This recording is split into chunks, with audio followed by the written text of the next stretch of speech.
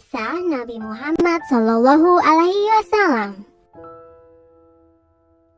Nabi Muhammad dilahirkan pada tanggal 12 Rabiul Awal tahun Gajah. Ibundanya bernama Aminah binti Wahab dan ayahnya adalah Abdullah bin Abdul Muthalib. Keduanya berasal dari keluarga yang terpandang dan dihormati oleh kaum Quraisy. Nabi Muhammad berasal dari keturunan Nabi Ismail alaihissalam. Namun sayangnya, Nabi Muhammad dilahirkan dalam keadaan yatim karena ayahnya sudah meninggal sebelum ia dilahirkan. Sesuai dengan tradisi, setiap bayi yang lahir akan dititipkan pada wanita padang pasir untuk diasuh dan disusui. Maka, setelah 3 hari dari kelahirannya, Nabi Muhammad dititipkan kepada Suwaibah, dan setelah itu diasuh oleh Halimah Sa'diyah. Nabi Muhammad diasuh oleh ibu susu hingga usianya 2 tahun. Ketika Nabi Muhammad berusia 6 tahun, ia diajak oleh ibunya berziarah ke makam sang ayah di daerah Yatsrib. Sepulang dari berziarah, tiba-tiba saja ibunda Nabi jatuh sakit dan akhirnya meninggal dunia. Ibunda Nabi dikuburkan di daerah Abwa, sebelah selatan Yatsrib. Setelah sang ibu meninggal, Nabi Muhammad tinggal bersama kakeknya, yaitu Abdul Muthalib. Ia adalah seorang pemimpin Quraisy yang sangat dihormati.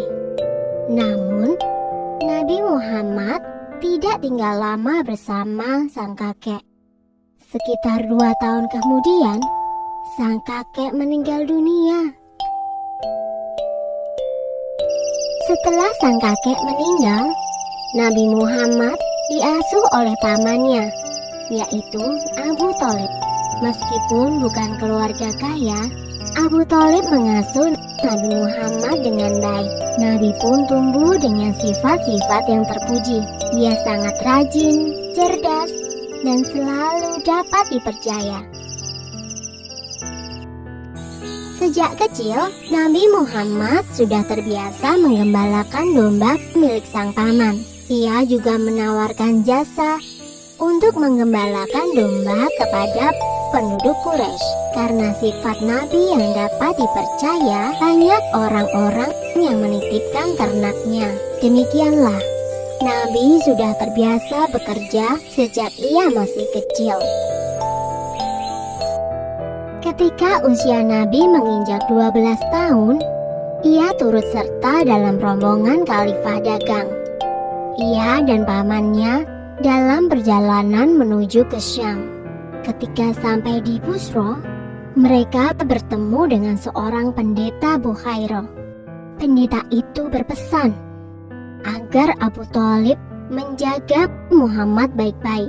Ia khawatir jika bangsa Yahudi mengetahui keberadaan Muhammad, mereka akan berusaha untuk mencelakakannya.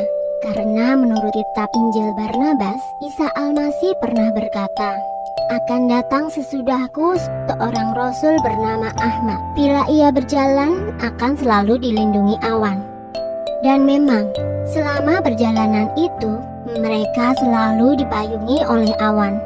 Sebenarnya Abu Thalib pun heran dengan keadaan tersebut. Abu Thalib menuruti saran pendeta Bukhairah itu.